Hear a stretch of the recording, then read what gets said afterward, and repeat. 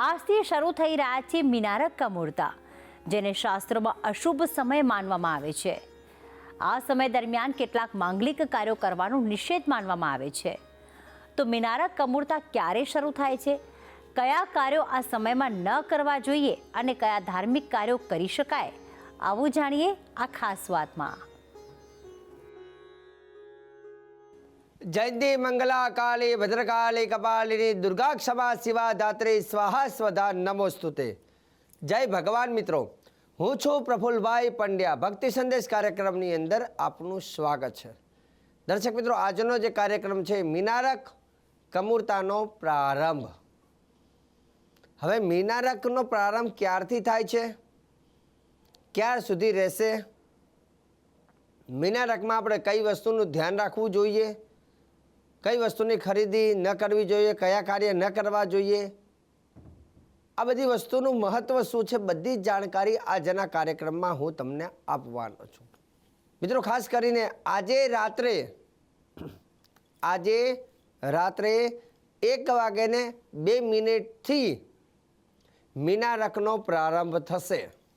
આજે 14 તારીખથી આજે રાતે ચાલુ થઈ જશે અને આવતીકાલે 15 માર્ચ, એટલે 15 માર્ચથી આ બધા નિયમ, કેમ કે આજે 14 તારીખ એટલે 14 તારીખે વાંધો નહીં, પરંતુ 15મી તારીખથી તમારે ધ્યાન રાખવાનું, કેમ કે આજે રાતથી આ મીન રાશિમાં સૂર્ય ભગવાન પ્રવેશ કરશે એટલે મીનારકની શરૂઆત થશે.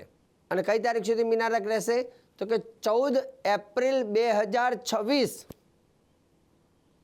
મતલબ 1 મહિના સુધી મીનારકનો સમય રહેશે. આ મીનારક એટલે શું, પહેલાં એ જાણી લઈએ. મીનારક એટલે કમૂરતા. મીનારક એટલે કમૂરતા. આપણે જે દેશી ભાષામાં કહીએ ભાઈ કમૂરતા છે. ક એટલે મુહૂર્ત, ખરાબ મુહૂર્ત એટલે કમૂરતા, ખરાબ સમય એટલે કમૂરતા. આમ જોવા જાય તો વર્ષની અંદર કમૂરતા અલગ અલગ રીતે આવતા હોય છે. એક ધનારક આવે, એક મીનારકના કમૂરતા આવે, પછી જ્યારે હોળી આવે એની પહેલાં 7 દિવસના કમૂરતા, જેને હોરાષ્ટક કહેવામાં આવે છે. શુક્ર અસ્ત થાય ત્યારે પણ કોઈ માંગલિક કાર્ય નથી કરી શકતા. ગુરુ અસ્તનો થાય,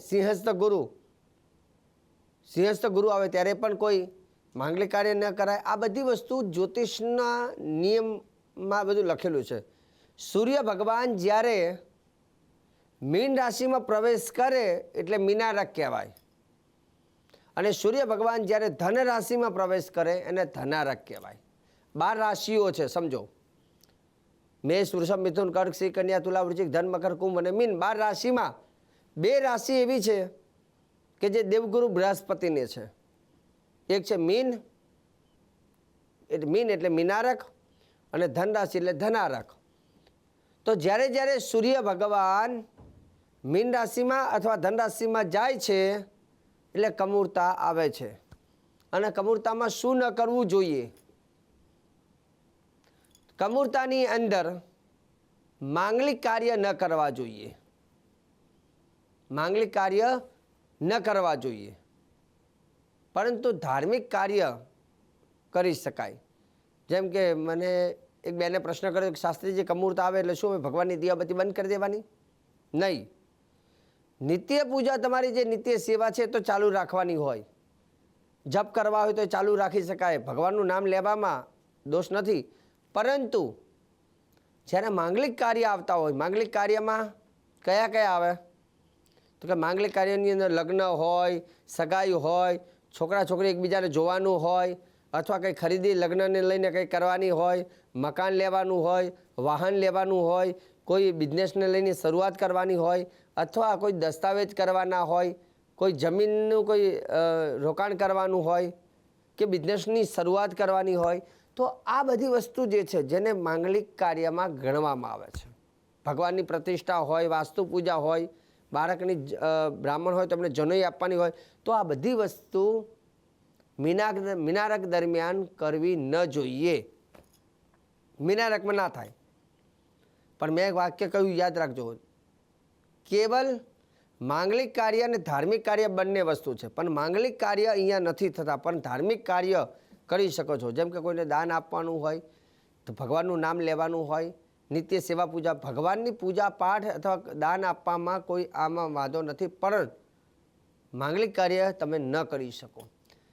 હવે એક બીજી દેશી ભાષામાં તમને સમજાવી દઉં મીનારક અને કમૂરતાને લઈને. જે મેં વાત કરી કે સૂર્ય ભગવાન જ્યારે ધન રાશિમાં આવે એટલે ધનારક અને મીન રાશિમાં આવે એટલે મીનારક. 12 રાશિમાં ફરતા ફરતા 2 રાશિમાં જ્યારે જ્યારે આવે ત્યારે સૂર્ય છે ને એ ગ્રહોનો રાજા છે.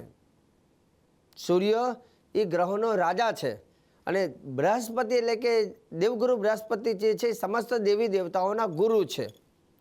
હવે રાજા જ્યારે પોતાની ગાદી ઉપરથી પોતાની સત્તા ઉપરથી ઊભો થઈ અને રાજા જ્યારે પોતાના ગુરુના આશ્રમમાં જાય છે, સમજો કે રાજા રાજગાદી છોડી અને જ્યારે પોતાના ગુરુના આશ્રમમાં જાય છે એટલે રાજકીય જે કામકાજ હોય, મતલબ રાજા જ્યારે સભામાં હોય ત્યારે બધા ન્યાય કરે, આ છે તે છે, પણ રાજા જ્યારે રજા ઉપર છે તો એ દરમિયાન કોઈ કામ થતા નથી. કેમ કે કોઈ પણ માંગલિક કાર્ય કરવું હોય ત્યારે હંમેશા સૂર્ય બળ હોવું જરૂરી છે. જ્યોતિષ એવું કે લગ્ન હોય ને ત્યારે આપણે સૂર્ય બળ જોતા હોય, છોકરા છોકરીનું ચંદ્રબળ જોતા હોય, ગુરુબળ જોતા હોય. આ 3 ખાસ જોવામાં આવે છે, ગુરુબળ, ચંદ્રબળ અને સૂર્યબળ. રાજા જ્યારે આધ્યાત્મિક વ્યક્તિને મળવા જાય છે ત્યારે એને સત્તા, ભૌતિક સુખ અને અહંકાર આ બધી વસ્તુ પોતાની જગ્યા ઉપર મૂકીને પછી એ આધ્યાત્મિક તરફ જાય છે, ગુરુને મળવા જાય છે. એટલે એવું કહેવાય છે કે આ દરમિયાન મીનારક અને ધનારક દરમિયાન ભગવાન સૂર્યદેવ એ પોતાના દેવગુરુ બૃહસ્પતિની રાશિમાં જાય છે, એટલે દેવગુરુને મળવા જાય છે એવું આપણે કહી શકાય. અને તે દરમિયાન જે કંઈ કાર્ય માંગલિક કાર્ય કરવાના હોય એ કાર્ય એ દરમિયાન આપણે કરતા નથી. આ ભાષામાં જે મેં સમજાવું છું, કેમ કે આમાં શું જ્યોતિષ બહુ ગહન છે અને એને સરળ ભાષામાં આ રીતે હું તમને કહીશ તો તરત તમને ખ્યાલ આવી જશે કે શાસ્ત્રીજીની વાત સાચી છે. કેમ કે હું કહ્યું કે ભાઈ સૂર્ય મકર રાશિમાં જાય છે અથવા મીન રાશિમાં જાય છે એટલે કાર્ય ન કરે, મીન રાશિમાં જાય છે એટલે શું થાય છે આપણે પણ આ જે મેં સિસ્ટમથી તમને સમજાવીશ જેથી તમને ખ્યાલ આવી જાય કે સૂર્ય ભગવાન તે દરમિયાન પોતાના જે સિંહાસન કે જે સભા છે એમાં નથી, પોતાના ગુરુને મળવા ગયા છે એટલે રજા ઉપર છે એટલે કાર્ય ના થાય. શોર્ટમાં આ રીતે.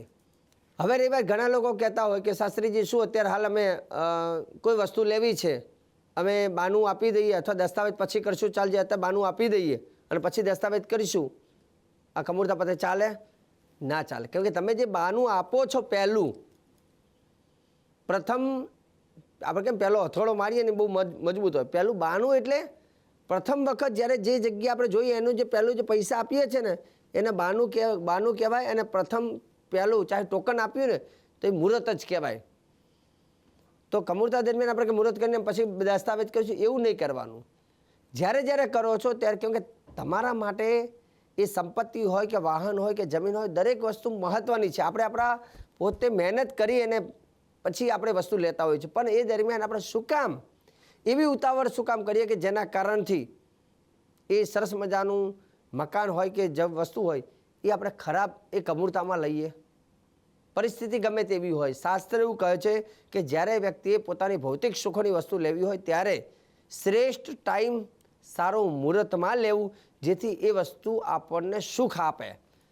તો આજે ભક્તિ સંદેશ કાર્યક્રમમાં કમૂરતાને લઈને મેં સરસ મજાની તમને સંક્ષિપ્તમાં જાણકારી આપી છે ને આવી જાણકારી હંમેશા નિત્ય ભક્તિ સંદેશ કાર્યક્રમમાં હું પ્રફુલ્લ પંડ્યા તમને સરળ ભાષામાં કહેતો રહીશ. કાર્યક્રમ જોવાનું આપ ચૂકતા નહીં. મને આપી દો રજા. જય ભગવાન.